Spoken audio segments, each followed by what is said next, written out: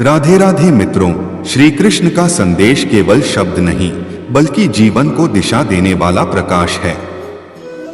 जब मन अंधकार से भर जाता है, जब रास्ते धुंधले लगते हैं और जब अपने ही पराये लगने लगते हैं, तब यही दिव्य ज्ञान हमें संभालता है।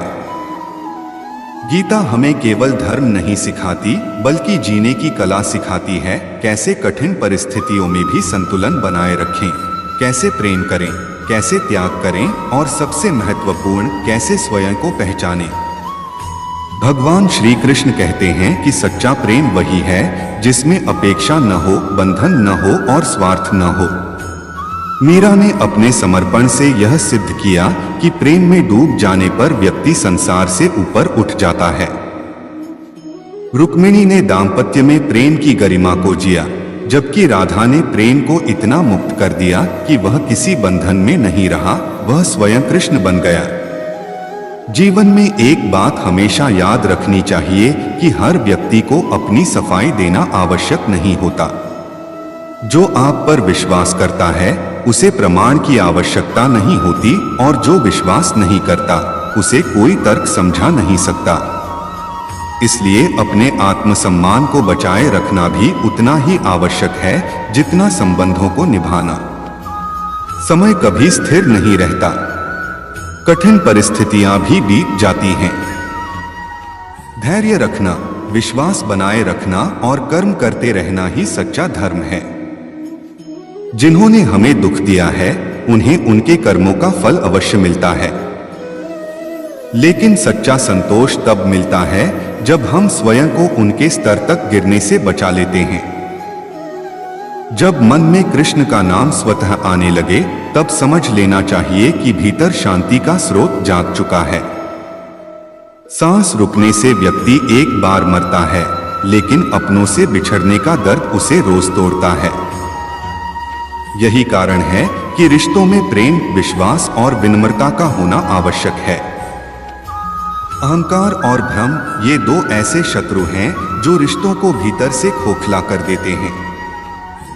अहंकार हमें सत्य सुनने नहीं देता और भ्रम हमें सत्य देखने नहीं देता। इसलिए सरलता और सच्चाई को अपनाना ही जीवन का सबसे बड़ा गुण है। पिता वह आधार होते हैं जिन पर आंख बंद करके भरोसा किया जा सकता है। उनका त्याग अक्सर शब्दों में नहीं दिखता, लेकिन उनके हर प्रयास में छिपा होता है। वे स्वयं कठिनाइयों में रहते हुए भी बच्चों को हर सुविधा देने का प्रयास करते हैं। इसलिए जिन लोगों ने हमें आगे बढ़ना सिखाया हो उन्हें पीछे छोड़ना नहीं बल्कि सम्मान देना चाहिए। जीवन में कुछ लोग ऐसे भी होते हैं जो सामने से मधुर बोलते हैं लेकिन भीतर से नुकसान पहुंचाते हैं। जैसे चम्मच उसी बर्तन को खाली करता है जिसमें वह रहता है, वैसे ही कुछ लोग पास रहकर ही हानि करते हैं। इसलिए लोगों को पहचानना भी आवश्यक है। कर्म का सिद्धांत अटल है। आज नहीं तो कल हर व्यक्ति को अपने कर्मों का फल मिलता है। इसलिए जीवन को सरल रखना, सच्चा रखना और निस्वार्थ कर्म करना ही सबसे बड़ी बुद्धिमानी है। कुछ ऐसे कार्य भी करने चाहिए जिनका साक्षी केवल ईश्वर हो, क्योंकि सच्चा धर्म दिखावे में नहीं बल्कि नियत में होता है। जीवन संघर्षों से भरा है। यहाँ प्रशंसा भी मिलेगी और आलोचना भी, लेकिन यही जीवन की सच्चाई है। संकट में धैर्य, समृद्धि में करुणा और विपत्ति में सहनशीलता ही एक श्रेष्ठ मनुष्य की पहचान है। गिर जाना कोई हार नहीं बल्कि उठने का अवसर है। जो रास्ता दिखाई दे उसी पर चलते रहना चाहिए। आगे का मार्ग धीरे धीरे स्पष्ट होता जाता है। यदि आपका चरित्र सच्चा है तो लोग आपको खोजते हुए वहां भी पहुंच जाएंगे जहां पहुंचना कठिन होता है। हर समस्या का समाधान हमारे भीतर ही छिपा होता है। दुनिया केवल सलाह देती है, लेकिन निर्णय हमें स्वयं लेना होता है। यदि किसी की संगत आपके विचारों को बदल दे तो समझ लेना चाहिए कि वह व्यक्ति सामान्य नहीं है। समय का मूल्य समझना आवश्यक है। परिवर्तन एक दिन में नहीं, लेकिन एक दिन से शुरू अवश्य होता है। कठिनाइयां हमें कमजोर नहीं बनाती, बल्कि भीतर से मजबूत बनाती हैं। इसलिए उनसे डरना नहीं, बल्कि उन्हें स्वीकार करना चाहिए। ज्यादा झुकना भी उचित नहीं, क्योंकि इससे आत्मसम्मान कम हो जाता है। जो लोग आपकी कदर करते हैं, उनकी कदर करना सीखिए। यदि कुछ बड़ा करना है, तो शुरुआती कठिनाइयों से घबराना नहीं चाहिए। किस्मत और मेहनत में अंतर स्पष्ट है। किस्मत वही देती है जो लिखा होता है, लेकिन मेहनत वह भी दिला सकती है जो लिखा नहीं गया। हार मानना सबसे बड़ी हार है। जीवन में दो प्रकार के लोग मिलते हैं, एक जो अवसर देते हैं और दूसरे जो धोखा देते हैं। दोनों ही आवश्यक हैं, क्योंकि एक हमें आगे बढ़ाता है और दूसरा हमें समझदार बनाता है। आज के समय में रिश्तों में ईमानदारी कम होती जा रही है। ऊपर से अपनापन और भीतर से स्वार्थ, यही सबसे बड़ी पीड़ा है। ऐसे रिश्तों से दूरी बनाना ही समझदारी है। उम्र केवल एक संख्या है। वास्तविक परिपक्वता अनुभव से आती है। कई बार जीवन हमें कम उम्र में ही बहुत कुछ सिखा देता है। अब बात उस कड़वी सच्चाई की जो हमारे समाज में धीरे धीरे बढ़ती जा रही है, माता पिता का अपमान और उपेक्षा। कभी जिन माता पिता को ईश्वर के समान माना जाता था, आज वही वृद्धाश्रमों में या सड़कों पर अकेले दिखाई देते हैं। जब एक माँ अपने बच्चे को जन्म देती है, तो वह यह नहीं सोचती कि वह बड़ा होकर उसकी सेवा करेगा या नहीं। वह केवल प्रेम करती है। एक पिता अपने सपनों का त्याग कर बच्चों के भविष्य को संवारता है। लेकिन जब वही माता पिता वृद्ध हो जाते हैं, तो उन्हें बोझ समझ लिया जाता है। यह केवल एक परिवार की नहीं, बल्कि पूरे समाज की हार है। ऐसी ही एक कहानी है सावित्री की। एक समय था जब उसका जीवन खुशियों से भरा हुआ था। उसका परिवार, उसका घर, उसका सम्मान सब कुछ था। उसने अपने बच्चों के लिए सब कुछ न्योछावर कर दिया। लेकिन समय बदल गया। पति के निधन के बाद उसने अपने बेटे पर भरोसा किया। अपनी सारी संपत्ति उसके नाम कर दी, यह सोचकर कि वह उसका सहारा बनेगा। लेकिन यही उसका सबसे बड़ा निर्णय साबित हुआ। धीरे धीरे उसका सम्मान छिनने लगा। उसे उसके ही घर में पराया बना दिया गया। उसकी जरूरतें अनदेखी होने लगी। खाना समय पर नहीं मिलता, दवाइयाँ नहीं मिलती, और सबसे बड़ा दर्द, बात करने वाला कोई नहीं। वह एक कोने के कमरे में सिमट गई, जहां न रोशनी थी न हवा। एक दिन उसकी बहू ने उसे अपने दोस्तों के सामने अपमानित किया, और जब उसने अपने बेटे से शिकायत की, तो उसने कहा, माँ, एडजस्ट करना सीखिए। यही वह क्षण था जब उसका दिल टूट गया। धीरे धीरे हालात इतने खराब हो गए कि उसे घर से बाहर निकाल दिया गया। और आज वह एक बस स्टैंड के कोने में बैठी थी, अकेली, ठंडी रात में, अपने अतीत को याद करती हुई। उसकी कहानी केवल उसकी नहीं है। यह उन सभी माता पिता की कहानी है जो अपने बच्चों के लिए सब कुछ त्याग देते हैं, लेकिन अंत में अकेले रह जाते हैं।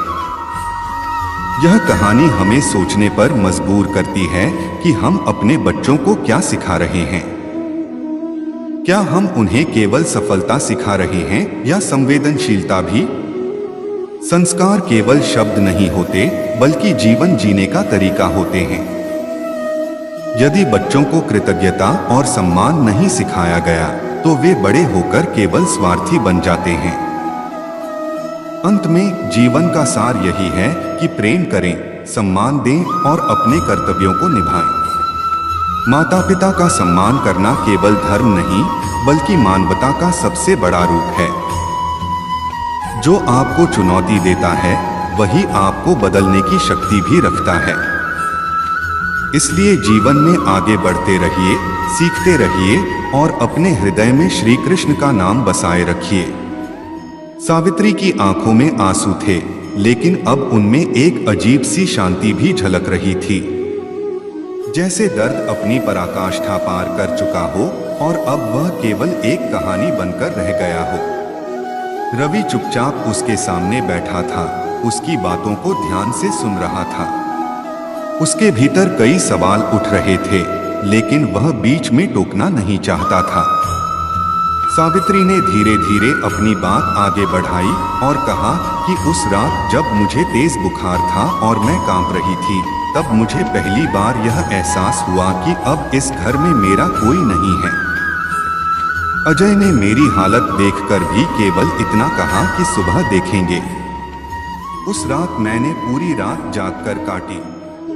ठंड, बुखार और अकेलेपन ने मुझे भीतर से तोड़ दिया था, लेकिन उससे भी ज्यादा दर्द इस बात का था कि मेरा अपना बेटा मेरी पीड़ा को समझना ही नहीं चाहता था।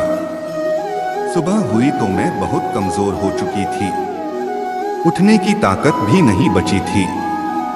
फिर भी किसी तरह खुद को संभालकर मैं रसोई तक पहुंची, यह सोचकर कि शायद एक कप चाय मिल जाए, लेकिन रसोई में ताला लगा हुआ था।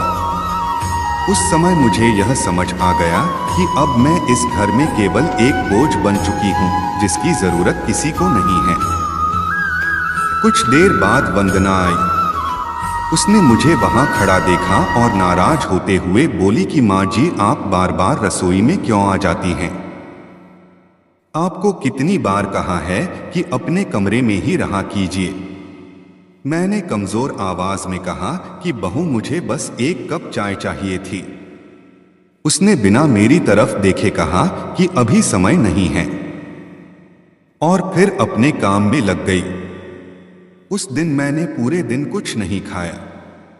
शरीर जवाब दे रहा था, लेकिन मन अब भी उम्मीद लगाए बैठा था कि शायद शाम को अजय आएगा और मेरी हालत देखकर कुछ करेगा। लेकिन जब वह आया तो हमेशा की तरह अपने कमरे में चला गया। उस दिन मैंने उसे आवाज भी नहीं दी, क्योंकि अब मुझे समझ आ गया था कि मेरी आवाज उसके लिए मायने नहीं रखती। कुछ दिनों बाद एक ऐसी घटना हुई जिसने मेरी जिंदगी की दिशा ही बदल दी। उस दिन घर में किसी बात को लेकर अजय और वंदना के बीच बहस हो रही थी। मैं अपने कमरे में थी, लेकिन उनकी आवाजें साफ सुनाई दे रही थीं। वंदना कह रही थी कि अब यह सब और नहीं चलेगा। मैं इस घर में एक बीमार और बेकार औरत की सेवा करने के लिए नहीं आई हूं। या तो इन्हें कहीं और भेजो या फिर मैं यहां नहीं रहूंगी। अजय पहले तो चुप रहा, लेकिन फिर उसने भी सहमति में सिर हिला दिया। उसने कहा कि मैं भी यही सोच रहा था। अब मां को किसी वृद्धाश्रम में भेज देना ही ठीक रहेगा। वहां उनकी देखभाल भी हो जाएगी और हमें भी शांति मिलेगी। यह सुनकर मेरे पैरों तले जमीन खिसक गई। मैं दरवाजे के पीछे खड़ी सब सुन रही थी। मेरा दिल जोर जोर से धड़क रहा था।